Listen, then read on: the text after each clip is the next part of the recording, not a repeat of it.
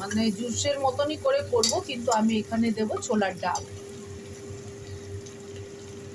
ছোলার ডালটাকে আমি ভালো করে ধুয়ে নিয়েছিলাম, তো এখন আমি দিয়ে দিচ্ছি ছোলার ডালটা। এবার আমি এতে দিয়ে দেবো জল, এই যে দিয়ে দিচ্ছি জল। এবার আমি ভালো করে নেড়ে চেড়ে কুকারটাকে ঢেকে বন্ধ করে দেবো।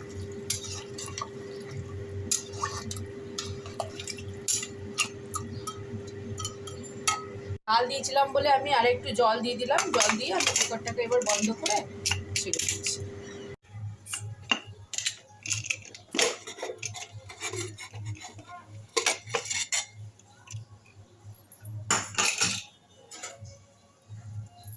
তো রেডি হয়ে গেছে পুরো ঠেংড়ির ছোলার ডাল। এই যে ছোলার ডালটাও ভালোভাবে গলে গেছে।